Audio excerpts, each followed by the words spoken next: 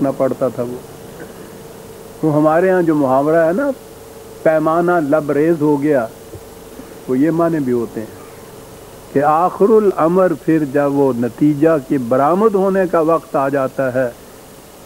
تو پھر پیمانہ لبریز ہو جاتا ہے۔ اصحابہم فلا، اور یہ جیسا کہ وہ جو پہلوں کا کہہ رہے تھے نا کہ یہ تواتر سے آ رہی ہے بات، کہا جیسا ان کا بیڑا غرق ہوا تھا اسی طرح سے ان کا پھر ہو جاتا ہے۔ اور حضور سے کہا کہ اس معاملے میں فلا تستعجلون، ان سے کہو کہ یہ جو بار بار اس کے لیے فرمائشیں کر رہے ہیں، آپ سے اعتراض کر رہے ہیں، یہ ہوتا کیوں نہیں ہے، آتا کیوں نہیں ہے وہ نتیجہ، وہ عذاب جسے کہہ رہے ہیں، ان سے کہو کہ وہ کوئی عید کا چاند نہیں ہے جس کے لیے تم جلدی مچا رہے ہو، تمہیں معلوم نہیں کہ وہ جب آئے گا تو کیفیت کیا ہوگی۔ جلدی نہ کرو، مہلت کا وقفہ غنیمت جانو، اس میں اپنی اصلاح کر لو، اپنی روش بدل لو، تباہی سے بچ جاؤ گے۔ اور ان کی کیفیت یہ ہے کہ جلدی مچا رہے ہیں کہ ہم جلدی تباہ کیوں نہیں ہوتے۔ فلا تستعجلوا فویل للذین کفروا من یومہم الذی یوعدون، اور اس دن جو کچھ ان سے کہا جا رہا ہے، اور جس دن اس کی نمود کا اور اس کے ظہور کا وقت آ جائے گا تو پھر تباہی ہی تباہی ہوگی ان کے لیے۔ اس وقت پھر کوئی ان کو بچانے والا نہیں ہوگا، نہ ہی یہ خود بچ کے کہیں جا سکیں گے۔ اور کہا کہ اس کے متعلق اقوام سابقہ کی داستانوں کو دیکھو، کیا یہی بات نہیں تھی کہ جب پھر ظہور نتائج کا وقت آیا تو ان میں سے کوئی ایک بھی کہیں بچ نہ سکا، اور جو ایک نہ بچ سکا تو قرآن نے عزیزان من عجیب بات ہمارے لیے بھی کہ ہم تو خیر ساری ظالمین میں سے ہیں۔ کہا کہ جب وہ تباہی آیا کرتی ہے تو یاد رکھو وہ صرف انہی کو تو گھیرا نہیں کرتی کہ جنہوں نے ظلم کیے تھے، وہ سب کو بہا کے لے جایا کرتی ہے۔ اجتماعی تباہی تو قوموں کی اس طرح سے ہوتی ہے، اس لیے جو اس وقت اس ظلم میں شریک نہیں ہیں انہیں چاہیے کہ اس ظلم کو روکیں،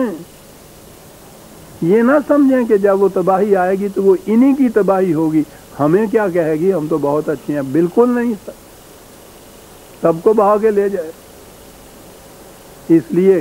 قبل اس کے کہ وہ سیلاب آ جائے کشتی بنا لو، پھر بچ جاؤ گے، ورنہ نہیں بچ سکو گے۔ اور یہ جو چیز کہی گئی کہ پھر ایسا ہو کے رہے گا، اور اس کے بعد پھر شہادت میں پیش کر رہے ہیں قرآن کریم۔ سورہ زاریات یہاں ختم ہوتی ہے عزیزان من، اگلی سورت الطور کی ہے 52 سورت، اسے ہم آئندہ لیں گے۔ لیکن جیسا میں نے عرض کیا ہے،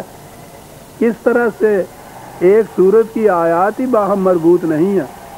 سورتوں کی ترتیب میں بھی یہ چیز ہے کہ جب یہ کہا ہے کہ یہ کچھ ایسے ہی ہوتا رہا، یہی کچھ ہر رسول پیغام لاتا رہا، یہی کچھ اس کے ساتھ یہی رد عمل ان اقوام کا ہوتا رہا، یہ سارا کچھ قصہ بیان ہو رہا تھا۔ اگلی سورت بھی نئی جو شروع کی تو وہ والطور ہے،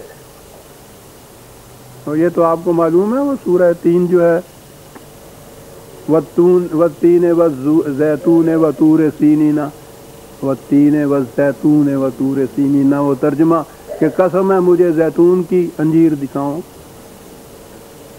قسم ہے مجھے آلو کی، وہ تین وہ انجیر کی، زیتون، اور قسم ہے مجھے زیتون کی، قسم ہے مجھے کوہ طور کی، یہ آپ کے یہاں ترجمہ آتا ہے۔ تو اب پھر اس کے بعد یہ پوچھتے ہیں، اب تو نوجوان بے باک ہوتا ہے، وہ پھر پوچھتے ہیں آپ کو کہ خدا قسم کھا رہا ہے، قسمیں کھا رہا ہے، انجیر کی قسمیں کھا رہا ہے، زیتون کی قسمیں کھا رہا ہے، کوہ طور کی، تو یہ بات کیا ہے؟ میں عرض کروں گا کہ وہ زیتون کی اور تین کی اور زیتون کی اور انجیر کی قسمیں نہیں کھا رہا،